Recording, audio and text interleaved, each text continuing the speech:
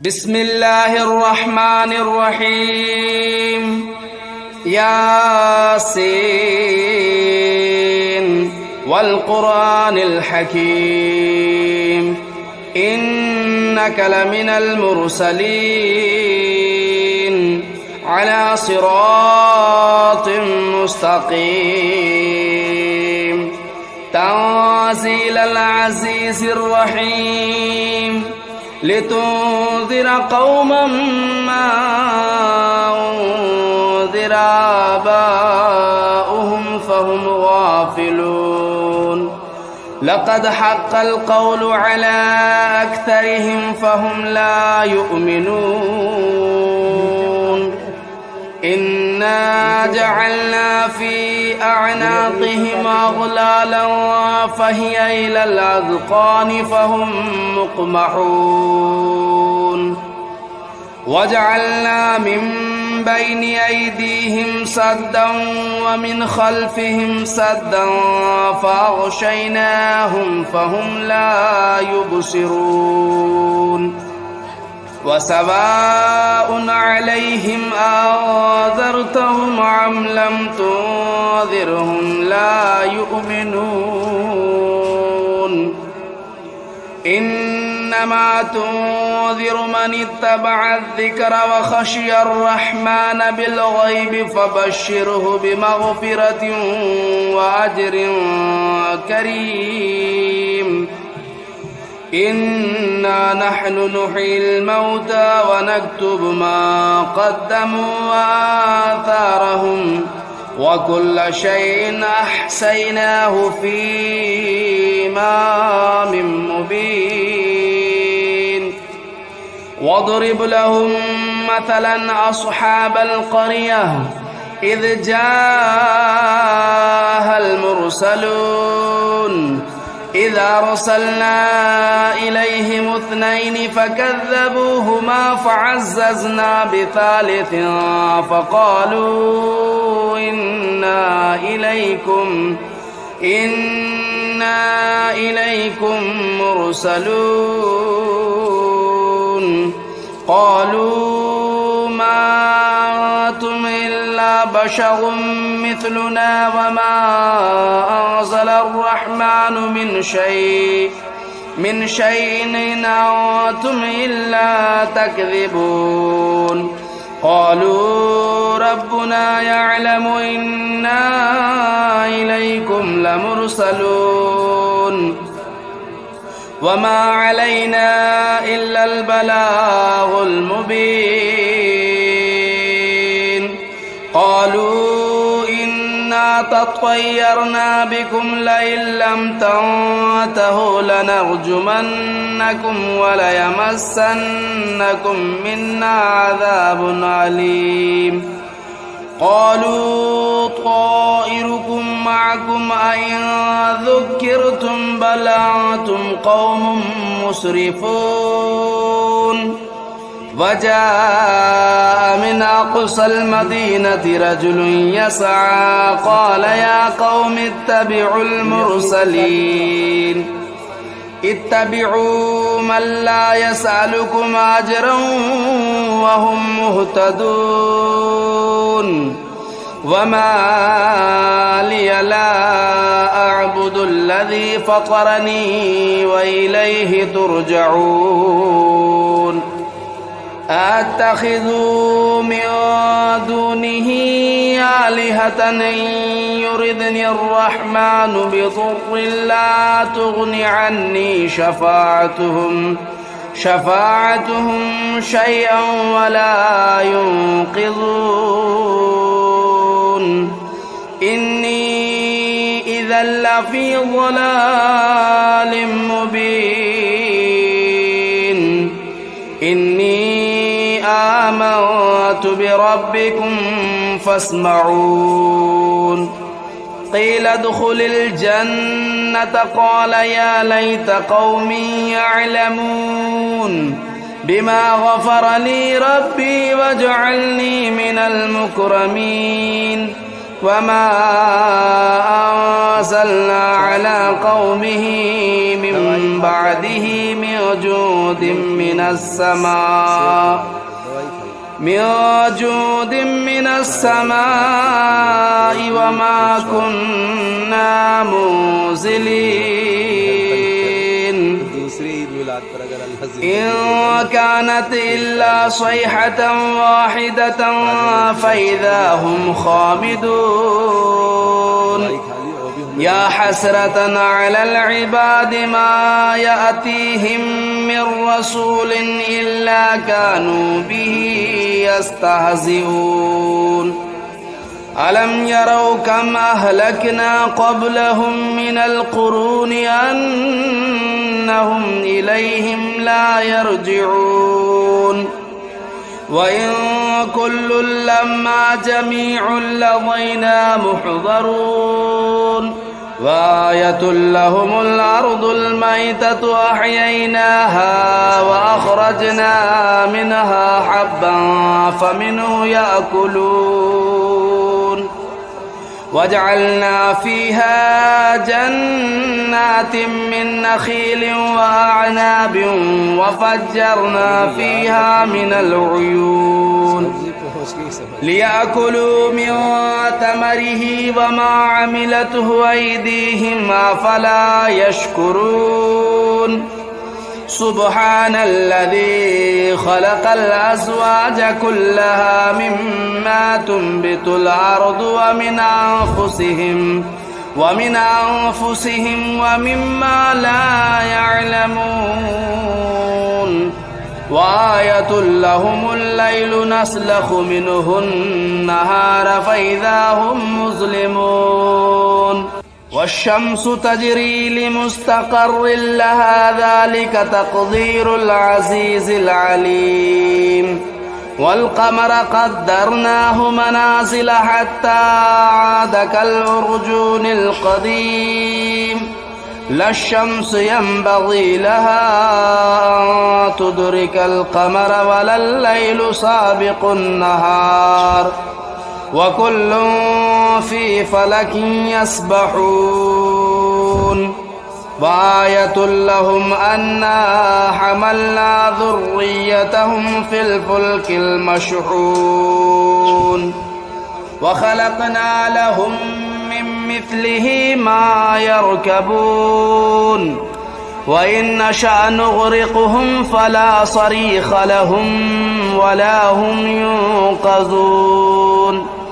إلا رحمة منا ومتاعا إلى حين وإذا قيل لهم اتقوا ما بين أيديكم وما خلفكم لعلكم ترحمون وما تأتيهم من آية من آيات ربهم إلا كانوا عنها معرضين وإذا قيل لهم أنفقوا مما رزقكم الله قال الذين كفروا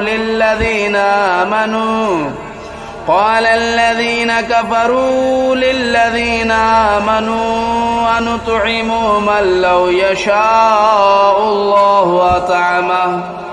إن أنتم إلا في ضلال مبين ويقولون متى هذا الوعد إن كنتم صادقين ما ينظرون إلا صيحة واحدة تأخذهم وهم يخصمون فلا يستطيعون توصية ولا إلى أهلهم يرجعون ونفخ في الصور فإذا هم من الأجداث إلى ربهم ينسلون قالوا يا ويلنا من بعثنا من مرقدنا هذا ما وعد الرحمن وصدق المرسلون إن كانت إلا صيحة واحدة فإذا هم جميع لدينا محضرون فاليوم لا تظلم نفس شيئا ولا تجزون إلا ما كنتم تعملون إن أصحاب الجنة اليوم في شغل فاكهون هم وأزواجهم في ظلال على الأرائك متكئون لهم فيها فاكهة ولهم ما يدعون سلام قولا من رب رحيم وامتازوا اليوم أيها المجرمون ألم أعهد إليكم يا بني آدم ألا تعبدوا الشيطان إنه لكم عدو مبين وأن اعبدوني هذا صراط مستقيم ولقد أضل منكم جبلا كثيرا أفلم تكونوا تعقلون هذه جهنم التي كنتم توعدون اصلوها اليوم بما كنتم تكفرون اليوم نختم على أفواههم وتكلمنا أيديهم وتشهد أرجلهم بما كانوا يكسبون ولو نشاء لطمسنا على أعينهم فاستبقوا الصراط فأنى يبصرون ولو نشاء لمسخناهم على مكانتهم فما استطاعوا مضيا ولا يرجعون ومن نعمره ننكسه في الخلق أفلا يعقلون وما علمناه الشعر وما ينبغي له إن هو إلا ذكر وقرآن مبين لينذر من كان حيا ويحق القول على الكافرين أولم يروا أنا خلقنا لهم مما عملت أيدينا أنعاما فهم لا مالكون وذللناها لهم فمنها ركوبهم ومنها يأكلون ولهم فيها منافع ومشارب أفلا يشكرون واتخذوا من دون الله آلهة لعلهم ينصرون لا يستطيعون نصرهم وهم لهم جند محضرون فلا يحزنك قولهم إنا نعلم ما يسرون وما يعلنون أولم ير الإنسان أنا خلقناه من نطفة فإذا هو خصيم مبين وضرب لنا مثلا ونسي خلقه قال من يحيي العظام وهي رميم قل يحييها الذي أنشأها أول مرة وهو بكل خلق عليم الذي جعل لكم من الشجر الأخضر نارا فإذا أنتم منه توقدون أوليس الذي خلق السماوات والأرض بقادر على أن يخلق مثلهم بلى وهو الخلاق العليم إنما أمره إذا أراد شيئا أن يقول له كن فيكون فسبحان الذي بيده ملكوت كل شيء وإليه ترجعون بسم الله الرحمن الرحيم الرحمن علم القرآن خلق الإنسان علمه البيان الشمس والقمر بحسبان والنجم والشجر يسجدان والسماء رفعها ووضع الميزان ألا تطغوا في الميزان وأقيموا الوزن بالقسط ولا تخسروا الميزان والأرض وضعها للأنام فيها فاكهة والنخل ذات الأكمام والحب ذو العصف والريحان فبأي آلاء ربكما تكذبان خلق الإنسان من صلصال كالفخار وخلق الجان من مارج من نار فبأي آلاء ربكما تكذبان رب المشرقين ورب المغربين فبأي آلاء ربكما تكذبان مرج البحرين يلتقيان بينهما برزخ لا يبغيان فبأي آلاء ربكما تكذبان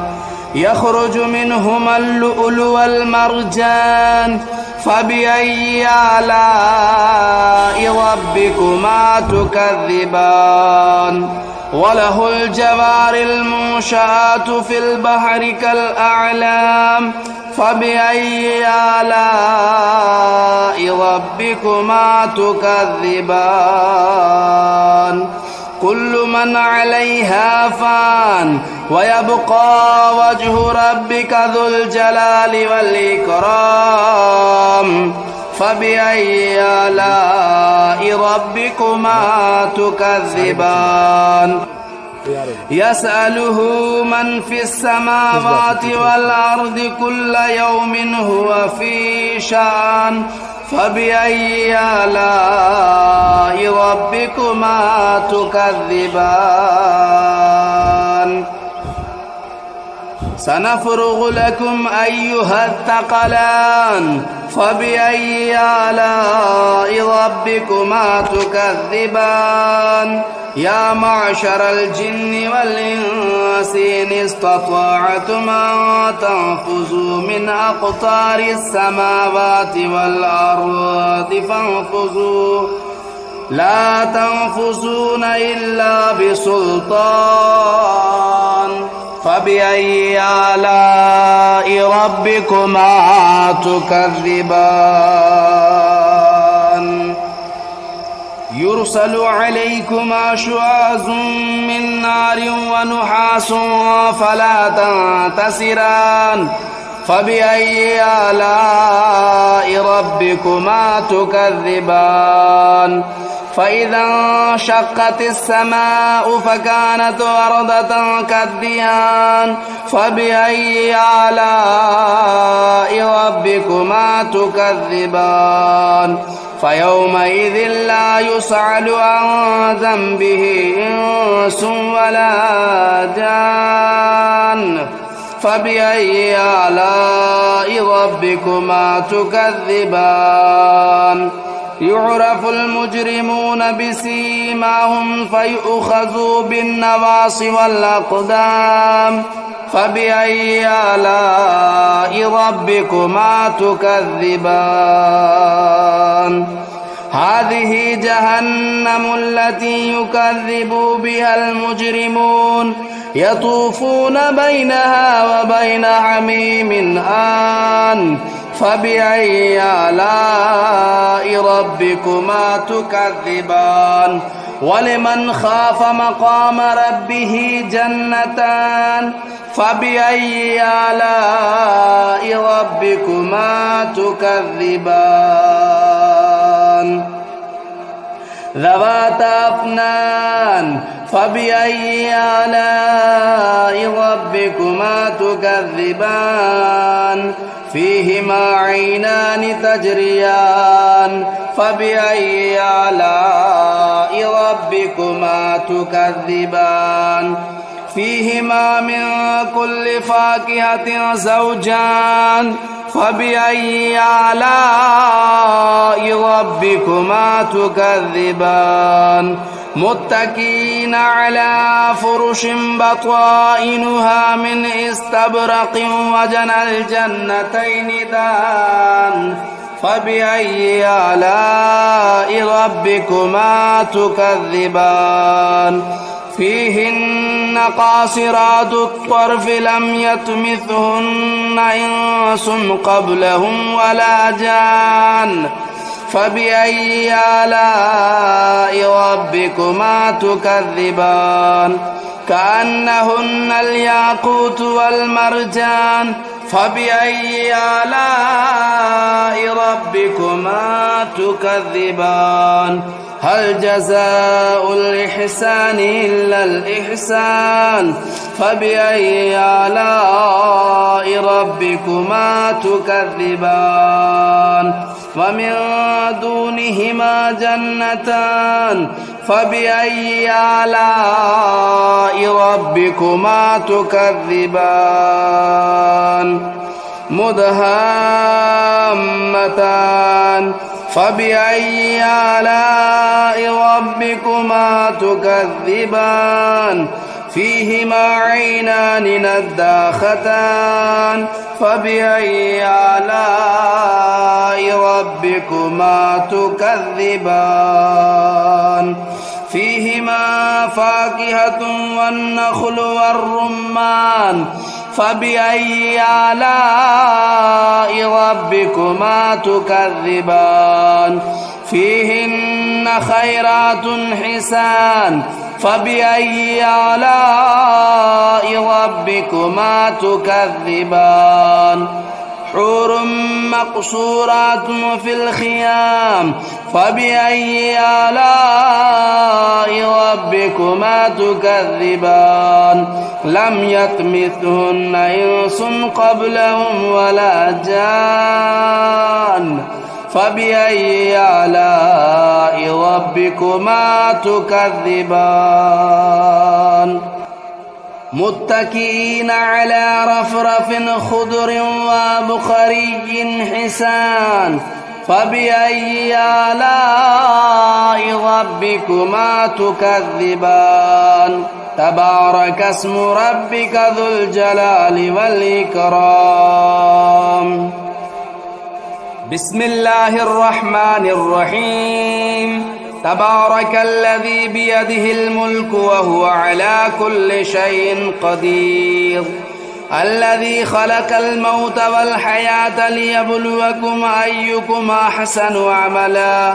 وهو العزيز الغفور الذي خلق 7 سماوات طباقا ما ترى في خلق الرحمن من تفاوت فارجع البصر هل ترى من فطور ثم ارجع البصر كرتين ينقلب إليك البصر خاسئا وهو حسير ولقد زينا السماء الدنيا بمصابيح وجعلناها رجوما للشياطين وأعتدنا لهم عذاب السعير وللذين كفروا بربهم عذاب جهنم وبئس المصير إذا ألقوا فيها سمعوا لها شهيقا وهي تفور تكاد تميز من الغيظ كلما ألقي فيها فوج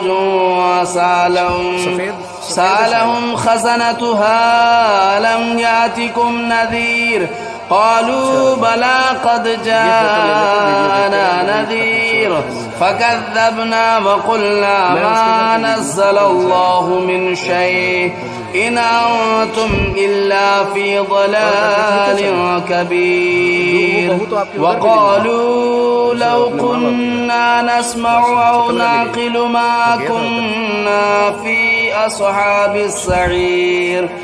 فاعترفوا بذنبهم فسحقا لأصحاب السعير إن الذين يخشون ربهم بالغيب لهم مغفرة وأجر كبير وأسروا قولكم أو اجهروا به إنه عليم بذات الصدور ألا يعلم من خلق وهو اللطيف الخبير هو الذي جعل لكم الأرض ذلولا فامشوا في مناكبها وكلوا من رزقه وإليه النشور أأمنتم من في السماء أن يخسف بكم الأرض فإذا هي تمور أم أمنتم من في السماء أن يرسل عليكم حاصبا فستعلمون كيف نذير ولقد كذب الذين من قبلهم فكيف كان نكير أولم يروا إلى الطير فوقهم صافات ويقبضن ما يمسكهن إلا الرحمن إنه بكل شيء بصير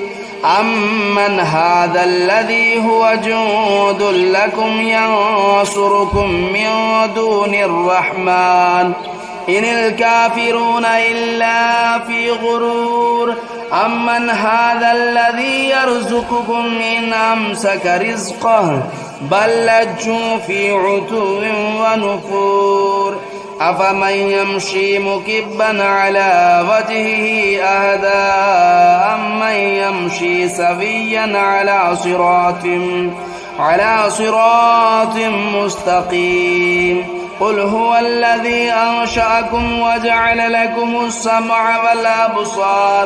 والأبصار والأفئدة قليلا ما تشكرون قل هو الذي ذرأكم في الأرض وإليه تهشرون ويقولون متى هذا الوعد إن كنتم صادقين قل إنما العلم عند الله وإنما أنا نذير مبين فلما رأوه زلفة سيئت وجوه الذين كفروا وقيل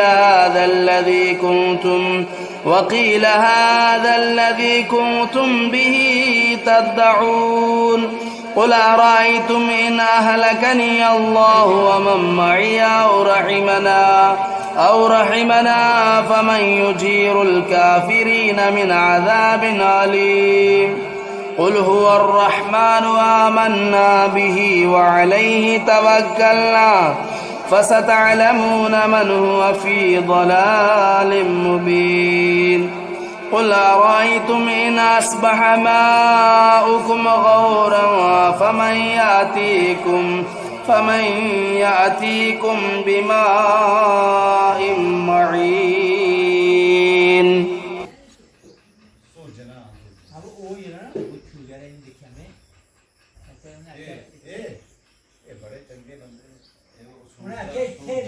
सूरज की गुशु